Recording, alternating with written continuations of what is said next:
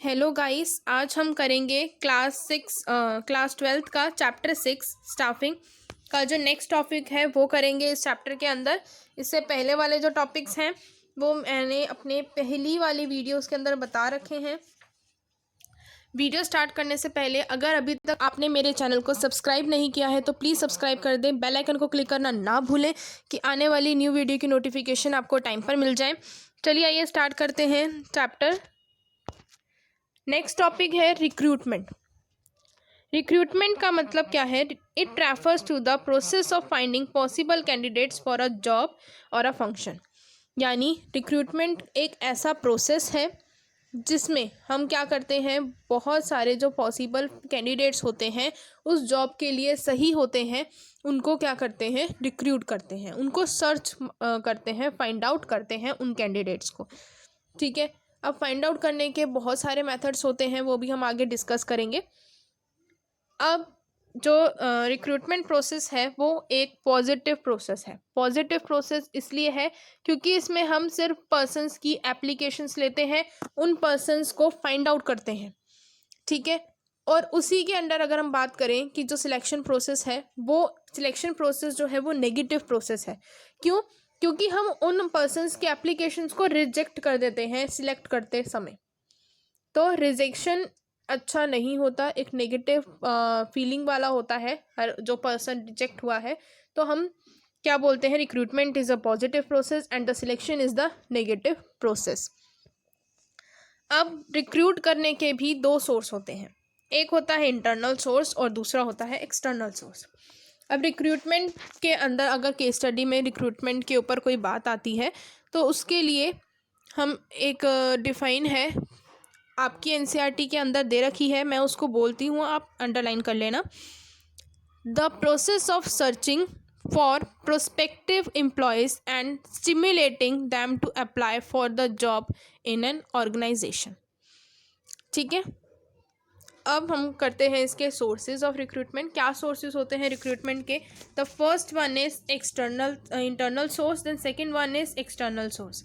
Internal sources वो sources होते हैं जो ऑर्गेनाइजेशन के अंदर से ही हम उनको क्या कर सकते हैं, रिक्रूट कर सकते हैं। एक्सटर्नल सोर्स वो सोर्स होते हैं जो हम बाहर से लेकर आते हैं, यानी एक्सटर्नली पर्सन्स को रिक्रूट करने का ये एक प्रोसेस होता है। ठीक है, इंटरनल सोर्सेज के अंदर दो आते हैं, पहला है ट्रांसफ़र और दूसरा है प्रमोशन। ट्रांसफ़र क्या होता है, हम जो भी एम्प्लॉयज़ हैं एक डिपार्टमेंट से दूसरे डिपार्टमेंट में उनको क्या कर दिया जाता है, शिफ्ट कर दिया जाता है। लेकिन इस चेंज से क्या होता है, उनकी जो स्टेटस है वो उतना ही रहता है, क्योंकि एक जॉब से दूसरी जॉब में सिर्फ क्या कर दिया, शिफ्ट कर दिया, ट्रांसफ़र कर दिया उसका। तो उससे क्या होता है, उनका स्टेटस में कोई चेंज नहीं आता, उनकी कोई ड्यूटी चेंज नहीं होती, कोई रिस्पॉन्सिबिलिटी चेंज नहीं होती। बस ये होता है कि हाँ, जो वो काम कर रहे थे लेकिन उनकी स्टेटस में भी इंक्रीजमेंट नहीं आती, उनकी पोस्ट वही होती है। ठीक है, ये एक अच्छा मेथड भी होता है कि अगर हमारी मान लीजिए शॉर्टेज है किसी ब्रांच में, तो और दूसरी ब्रांच में एक्सेस है, तो ही ये प्रोसेस होगा। मान लीजिए दो ब्रांचेस हैं एक ऑर्गेनाइजेशन की, एक ऑर्गेनाइजेशन है ए, एक ऑर्गेनाइजेशन है बी। तो एक ब्रांच है बी, सॉरी ऑर्गेनाइजेशन नहीं, ब्रांच है बी। अब बी ब्रांच का जो एम्प्लॉयज़ हैं बी ब्रांच के, वो एक्सेस हैं। ठीक है, लेकिन ए ब्रांच के शॉर्टेज में है, तो क्या करते हैं, उनका ट्रांसफ़र कर देते हैं उस जगह पर। ये प्रोसेस जब भी हो सकता है जब कहीं पर एक्सेस हो, तभी हम इस प्रोसेस का यूज़ कर सकते हैं। अगर हमने ट्रांसफ़र कर दिया और उधर भी शॉर्टेज है इधर भी शॉर्टेज है तो क्या फ़ायदा। ठीक है, इसका भी ध्यान रखा जाता है। नेक्स्ट है प्रमोशन। प्रमोशन में क्या होता है, किसी पर्सन को हम लोअर पोस्ट से उसको उसकी और हायर पोस्ट पर क्या कर देते हैं, प्रमोट कर देते हैं। अगर वो अच्छा काम कर रहा है, उसकी जो नॉलेज है, वो स्किल्स हैं इम्प्रूव हो गई हैं, वो बहुत ही एफिशिएंट हो गया है, वो काम को बहुत अच्छे से कर सकता है, तो उनको क्या कर दिया जाता है, प्रमोट कर दिया जाता है जब वो उस पोस्ट के लायक हो जाता है। तो प्रमोशन कैसा होता है, इसमें क्या होता है, एम्प्लॉयज़ की रिस्पॉन्सिबिलिटीज़ बढ़ जाती हैं, उनको अच्छी फैसिलिटीज़ भी अच्छी मिलने लग जाती हैं, स्टेटस इंक्रीज़ हो जाता है, उनकी इनकम भी इंक्रीज़ हो जाती है। ठीक है, और इससे क्या होता है, जो एम्प्लॉयज़ हैं वो मोटिवेट रहते हैं और सेटिस्फाई रहते हैं और कंपनी के लिए फिर लॉयल भी रहते हैं ऑर्गेनाइजेशन के लिए। ट्रांसफ़र जो है वो उनका जो मूवमेंट होता है एम्प्लॉयज़ का वो हॉरिजॉन्टल बेसिस पर होता है और प्रमोशन का जो मूवमेंट है वो वर्टिकली बेसिस पर होता है। ठीक है, फिर है, अब है इसके merits of internal sources. Internal sources के क्या मेरिट्स हैं, इसमें पहला आता है कि जो एम्प्लॉयज़ हैं वो मोटिवेट रहते हैं और अपनी परफॉर्मेंस को इम्प्रूव कर देते हैं, इम्प्रूव करना शुरू हो जाता है। क्यों? क्योंकि अब उनकी जो प्रमोशन है वो हो गई, अब उनके रिस्पॉन्सिबिलिटी हाई हो गई है, स्टेटस अच्छा बढ़ गया है, तो वो क्या करते हैं, अपनी स्किल्स को बढ़ाने की भी कोशिश करते हैं, अपनी नॉलेज को इंक्रीज़ करते हैं, जिसकी मदद से क्या होता है, जो एफिशिएंसी है, काम में एफिशिएंसी आती है और उनकी परफॉर्मेंस भी बहुत अच्छी होने लग जाती है। वो जॉब से हमेशा सेटिस्फाई रहते हैं और जो एंटरप्राइज का, जो ऑर्गेनाइजेशन का इन्वायरमेंट है वो कैसा रहता है, अच्छा रहता है, पीसफुल इन्वायरमेंट क्रिएट हो जाता है। ठीक है, सेकेंड पॉइंट है इंटरनल रिक्रूटमेंट। जो इंटरनल रिक्रूटमेंट है वो सिलेक्शन और प्लेसमेंट के जो प्रोसेस है उसको भी क्या करती है, सिंप्लीफाई करती है, आसान कर देती है।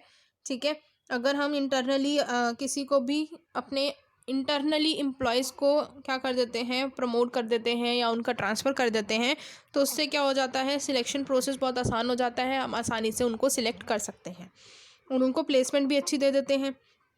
फिर नेक्स्ट है ट्रांसफ़र जो है, इसकी हेल्प से क्या होता है, हमें कोई ट्रेनिंग की ज़रूरत नहीं पड़ती, उनको ट्रेनिंग देने की ज़रूरत नहीं पड़ती है। क्यों नहीं पड़ती है? क्योंकि वो ऑर्गेनाइजेशन को बहुत अच्छे से जानते हैं, पहले ही उसमें वर्क करते हुए होते हैं, तो उनको ट्रेनिंग की रिक्वायरमेंट नहीं पड़ती है।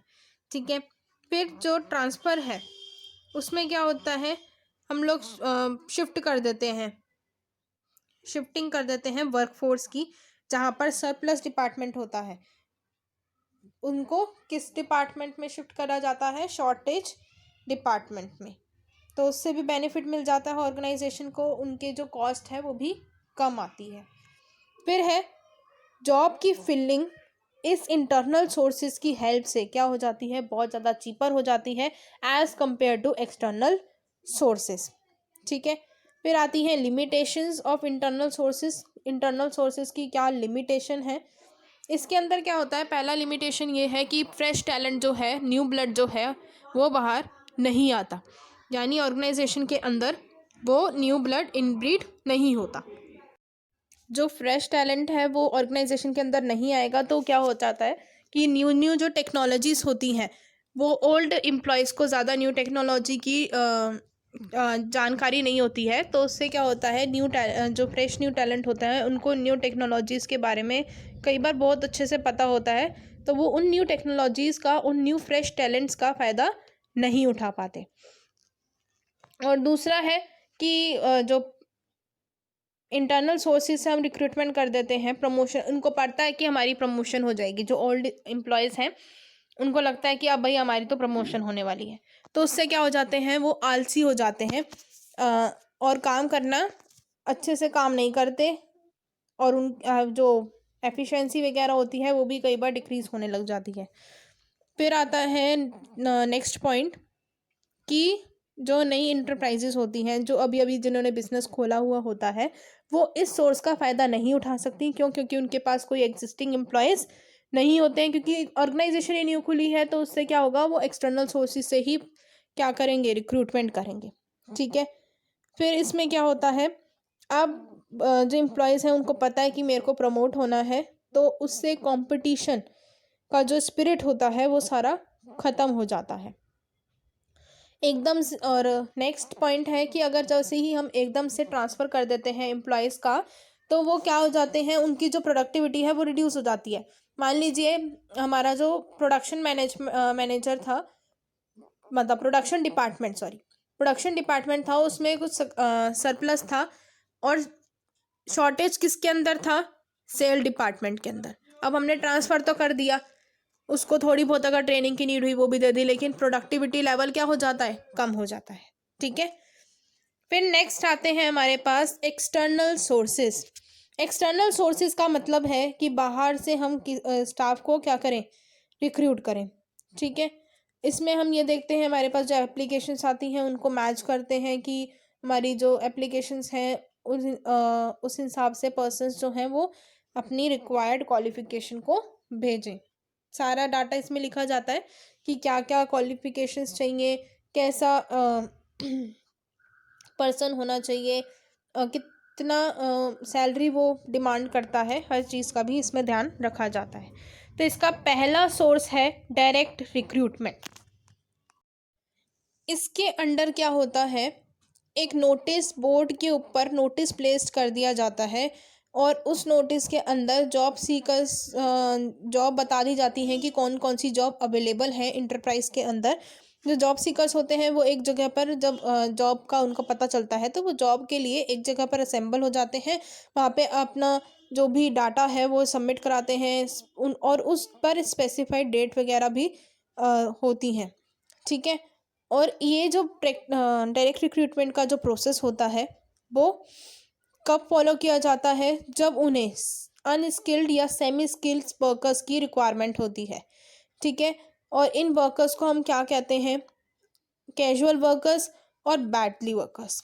ठीक है, इनको जो रेम्यूनरेशन दी जाती है वो वेज बेसिस पे दी जाती है, यानी जो डेली बेसिस होते हैं उन पर इनको रेम्यूनरेशन दी जाती है। और ये जो प्रोसेस है ये बहुत ही इनएक्सपेंसिव प्रोसेस है, बहुत चीपर प्रोसेस है, इसमें कोई ज़्यादा कॉस्ट नहीं लगती क्योंकि हम कोई एडवर्टीजमेंट वगैरह नहीं कराते हैं।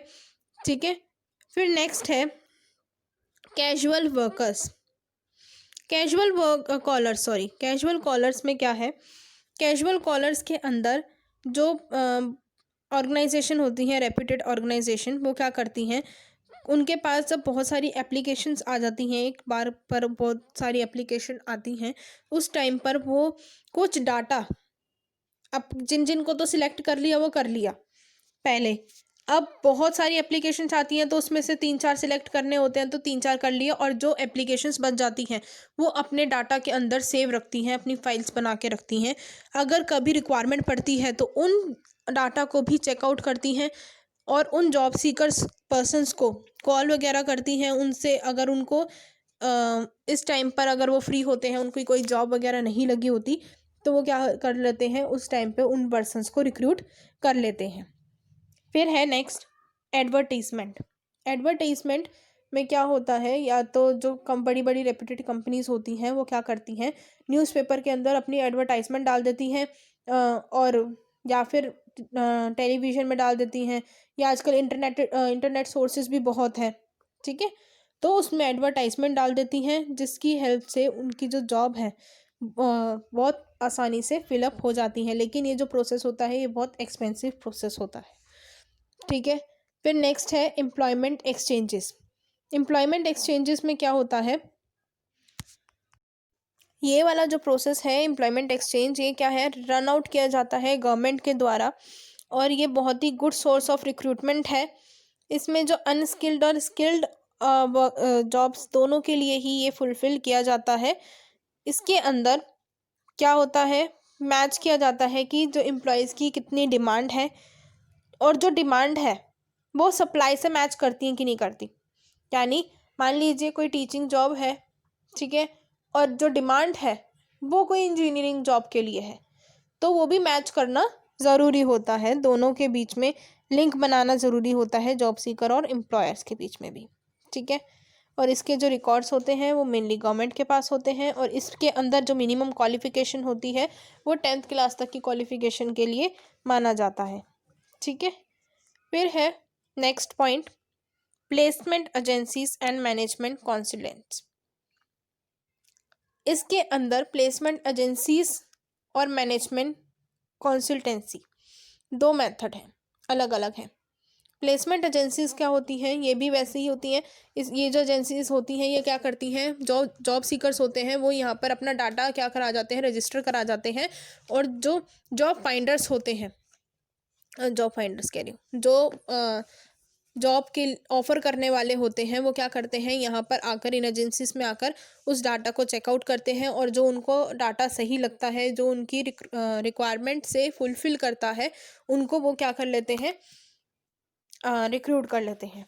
इनमें क्या करते हैं, जो प्लेसमेंट एजेंसीज़ होती हैं ये क्या करती हैं, उन क्लाइंट से दोनों से चार्ज लेती हैं अपनी सर्विसेज प्रोवाइड कराने के लिए, ठीक है। और ये मेनली किसके ऊपर होती है, टॉप लेवल के ऊपर होती है, top level sorry middle level, lower level. ये किसके लिए की जाती है, लोअर लेवल के पर्सनस के लिए रिक्रूटमेंट अगर करनी होती है तो इन प्लेसमेंट एजेंसी से की जाती है। फिर है मैनेजमेंट कंसल्टेंसी। ये जो होती हैं ये बहुत टेक्निकल, अगर हमें चाहिए प्रोफेशनल एम्प्लॉय चाहिए, मैनेजरियल पर्सनल चाहिए, तो उस टाइम पर ये हम लोग इस मेथड का यूज़ करते हैं। इसमें हम हमारी जो डाटा है इसमें भी हम वही सेम बात होती है, बस ये होता है कि ये जब चार्ज भी लेती हैं, बस इसमें ये डिफरेंस है कि टॉप और मिडल लेवल के लिए जब हम रिक्रूटमेंट करते हैं तो ये प्रोसेस यूज़ करते हैं, ठीक है। और प्लेसमेंट एजेंसीज में लोअर लेवल के लिए यूज़ किया जाता है। फिर नेक्स्ट है कैंपस रिक्रूटमेंट। कैंपस रिक्रूटमेंट में क्या है, जो बहुत बड़े रेप्यूटेड कॉलेज या इंस्टीट्यूट्स होते हैं उनमें जो स्टूडेंट्स होते हैं, अगर वो अपनी जब क्वालिफ़िकेशंस कंप्लीट कर लेते हैं तो वो बड़ी बड़ी ऑर्गेनाइजेशंस वहाँ पर आती हैं, बिग ऑर्गेनाइजेशंस, और उन पर्सनस की प्लेसमेंट अपनी किस में करा लेती हैं, ऑर्गेनाइजेशन में करा लेती हैं, अगर उनके जो भी क्या कहते हैं, उनकी रिक्वायरमेंट से अगर वो फुलफ़िल होती है, ठीक है। और लेकिन उनको ट्रेनिंग प्रोवाइड करानी पड़ती है क्योंकि एकदम वो थियोरेटिकल नॉलेज से ही पढ़े होते हैं, तो थोड़ा प्रैक्टिकल नॉलेज भी देनी ज़रूरी होती है, ठीक है। फिर है रिकमेंडेशन ऑफ एम्प्लॉयज़। रिकमेंडेशन यानी सिफारिश करना, ठीक है। अब हमारी कंपनी के अंदर बहुत सारे एम्प्लॉयज़ काम करते हैं, ठीक है। अब मान लीजिए, अब एक ऑर्गेनाइजेशन को रिक्रूट करने हैं, क्या फिलिंग करनी है जॉब्स को, जो वेकेंट जॉब्स हैं उनको फिलअप करना है, तो वो क्या करती हैं, जो एग्जिस्टिंग एम्प्लॉयज़ होते हैं, पुराने एम्प्लॉयज़ होते हैं, उनसे रिकमेंड ले लेती हैं कि आपके पास अगर आपकी नज़र में कोई अच्छा एम्प्लॉय है जो ये ऐसा काम कर सकता है तो वो बता दीजिए। तो वो क्या करते हैं, अगर उनके बैकग्राउंड से कोई फ्रेंड है, कोई रिलेटिव है, जो फिर उससे क्या करते हैं, वो रिक्रूटमेंट सोर्स ये भी बहुत अच्छा होता है, अगर उनका कोई फ्रेंड होगा या कोई रिलेटिव होगा तो उसको भी जॉब ऑफ़र कर दी जाती है। और ये जो है इससे इसमें क्या होता है, हमें ये पक्का पता भी रहता है कि उस पर्सन का क्या बैकग्राउंड है, वो कैसे किस बैकग्राउंड से रिलेट करता है, किस टाइप का है, क्या नेचर है उसका, क्या बिहेवियर है, हर चीज़ का अच्छे से पता लगाना आसान हो जाता है, ठीक है। फिर नेक्स्ट है लेबर कॉन्ट्रैक्टर्स। लेबर कॉन्ट्रैक्टर्स यानी जो ठेकेदार वगैरह होते हैं, इसमें क्या है, जो लेबर कॉन्ट्रैक्टर्स हैं वो क्लोज कॉन्टैक्ट बना के लगते हैं लेबर्स के साथ, और ये अनस्किल्ड वर्कर्स की रिक्वायरमेंट जब हमें पड़ती है तब उनको बुलाया जाता है और बहुत शॉर्ट नोटिस में बुलाया जाता है। अगर इसका लेकिन एक डिसएडवांटेज होता है, पहला तो एडवांटेज ये है कि बहुत आसानी से आ जाते हैं, अगर हम शॉर्ट टाइम में, हमारे पास टाइम भी शॉर्ट है तो बहुत आसानी से इनको बुलाया जा सकता है। लेकिन इसका एक डिसएडवांटेज है, अगर यहाँ पर कॉन्ट्रैक्टर ऑर्गेनाइजेशन का काम छोड़कर जाना चाहता है, वो चला जाता है, तो उसके साथ जो वर्कर्स आए होते हैं वो भी चले जाते हैं, ठीक है। तो काम अधूरा रहने के चांसेस ज़्यादा होते हैं। फिर नेक्स्ट है एडवर्टाइजिंग ऑन टेलीविज़न। टेलीविज़न पर एडवर्टाइज कराना। इसमें क्या होता है, हम लोग एडवर्टाइजमेंट करा देते हैं टेलीविज़न के ऊपर, ऑर्गेनाइजेशन क्या करती है, टीवी पर अपना टेलीकास्ट कर देती है कि ये ऐसी ऐसी जॉब जो है वो वेकेंट है, अगर कोई पर्सन इंटरेस्टेड है तो वो उस जॉब को ले सकता है, ठीक है, उसके लिए एप्लीकेशन सेंड कर सकता है। फिर नेक्स्ट है वेब पब्लिशिंग। वेब पब्लिशिंग में क्या है, आजकल जो इंटरनेट है वो एक कॉमन सोर्स बन गया है, एक बहुत ज़्यादा पॉपुलर सोर्स बन गया है जॉब रिक्रूटमेंट का, ठीक है। अब जो सर इसके लिए क्या है, जो बहुत सारी जो आजकल क्या है, बहुत सारी वेबसाइट्स आ गई हैं, ऑर्गेनाइजेशन उन वेबसाइट्स पर क्या कर देती हैं, अपना डाटा डाल देती हैं कि ये डाटा है कि कौन कौन सी कैसी जॉब है, किस टाइप की जॉब है, क्या क्वालिफिकेशंस, हर चीज़ जो भी डाटा उनको डालना होता है वो डलवा देती हैं, और बहुत सारी जॉब सीकर्स और जॉब ऑफरिंग के बीच में एक कोऑर्डिनेशन बन जाता है, तो आसानी से इन वेबसाइट की हेल्प से जो जॉब सीकर्स हैं वो अपनी जॉब को सर्च आउट कर सकते हैं और जॉब ऑफ़र करने वाले जो हैं वो आसानी से अपनी जॉब्स को फिलअप कर सकते हैं। वेबसाइट जैसे बहुत सारी हैं आजकल, naukri.com हो गया, www.jobstreak.com हो गया, ठीक है। नेक्स्ट है merits of external sources. External sources के क्या मेरिट्स हैं? पहला है क्वालिफाइड पर्सनल, यानी इससे क्या होता है, हमारे को जो ऑर्गेनाइजेशन है उनको क्वालिफाइड एम्प्लॉयज़ मिल जाते हैं। और इससे क्योंकि हम लोग जो भी बहुत सारी एप्लीकेशंस आती हैं तो ढंग से एम्प्लॉयज़ को देखते हैं, बहुत अच्छे अच्छे की तो क्वालिफिकेशन भी बहुत अच्छी होती है, बहुत ज़्यादा होती है, नॉलेज भी अच्छी होती है। फिर नेक्स्ट है वाइडर चॉइस। चॉइस अच्छी मिल जाती है, बहुत सारी एप्लीकेशंस आ जाती हैं एक ही टाइम पर, तो उनको चॉइस करना भी आसान हो जाता है। फिर नेक्स्ट है फ्रेश टैलेंट। फ्रेश टैलेंट आता है इससे, लेकिन ये उसी के साथ साथ क्या है, थोड़ा एक्सपेंसिव है और टाइम कंज्यूमिंग प्रोसेस है। फिर नेक्स्ट है कॉम्पिटिटिव स्पिरिट। इससे क्या होता है, जो बाहर से कोई एम्प्लॉय आता है तो जो ओल्ड एम्प्लॉयज़ हैं और जो न्यू एम्प्लॉय है उनके बीच में भी कंपटीशन का जो स्पिरिट होता है वो मेंटेन रहता है, वो कंपटीशन का स्पिरिट जागरूक होता है, वो अच्छे से काम करते हैं और मेहनत करते हैं अपनी परफॉर्मेंस को इंक्रीज़ करने में, ठीक है। फिर नेक्स्ट है limitation of external sources. External sources की क्या लिमिटेशंस हैं? पहली है डिससेटिस्फेक्शन अमंग एग्जिस्टिंग स्टाफ।